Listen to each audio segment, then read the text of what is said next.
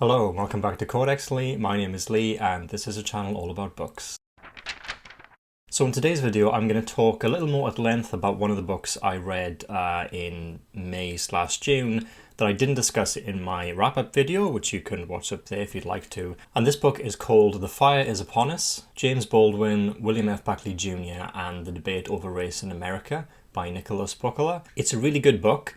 And what I'm about to talk about isn't necessarily a review, it's more of a kind of some personal reflections on some of the themes that are discussed within this book. It's a little different to my usual videos, but I hope that you enjoy it. If you do, don't forget to give it a thumbs up and subscribe to my channel. Here we go. This is not so much a story of the lives of the figures named in the title, as it is the story of their ideological development over several decades.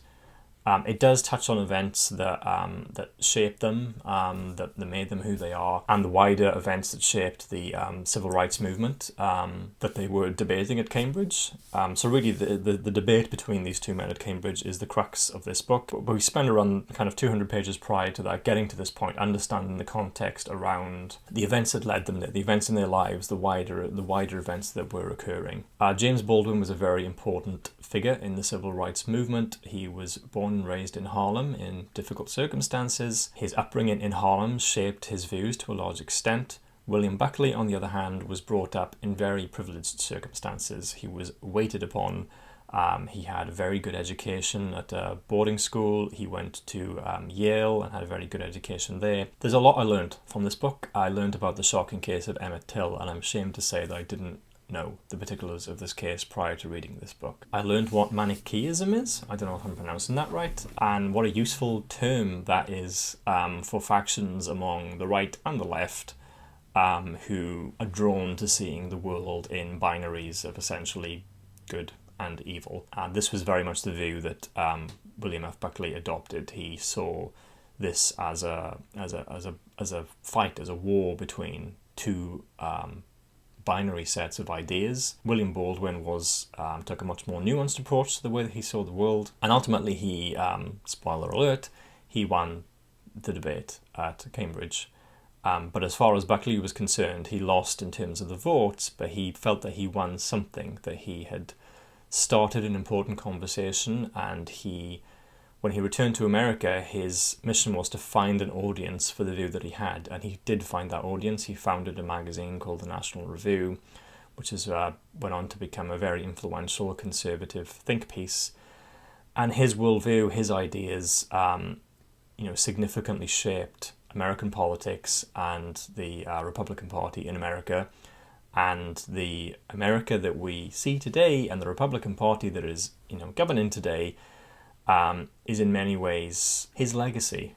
So I think it's really important to understand the views that he held and how he came to these conclusions and the counterpoint to those views that were discussed at the time. There's this one line from Baldwin that he says at the debate that really struck me, that it was really when he spoke these lines that many people agreed that he won the debate. I am stating very seriously, and this is not an overstatement, that I picked the cotton, and I carried it to market, and I built the railroads under someone else's whip for nothing. For nothing. The Southern oligarchy, which has until today so much power in Washington, and therefore some power in the world, was created by my labor and my sweat, and the violation of my women and the murder of my children. This, in the land of the free and the home of the brave. And no one can challenge that statement. It is a matter of historical record.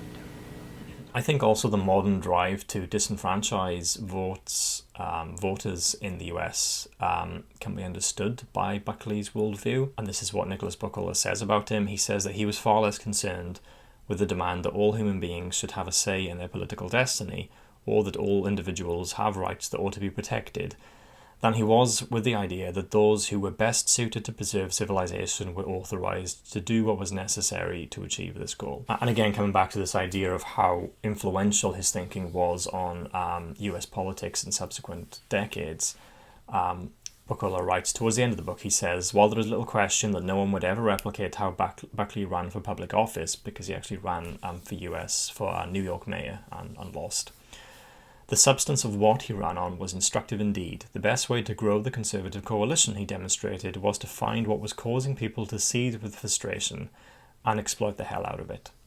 Sounds familiar? One last bit of trivia about this. During the debate, at the end of the debate, there was a vote where you could either vote yay or no, and there were tellers for these different votes, so they would count the votes. And one of the tellers, the tellers for the no's, was Simon Sharma, who is a very famous historian in Britain now. In the end, it was 544 in favour of Baldwin and 164 against, so Sharma didn't really have much of a job to do on that night.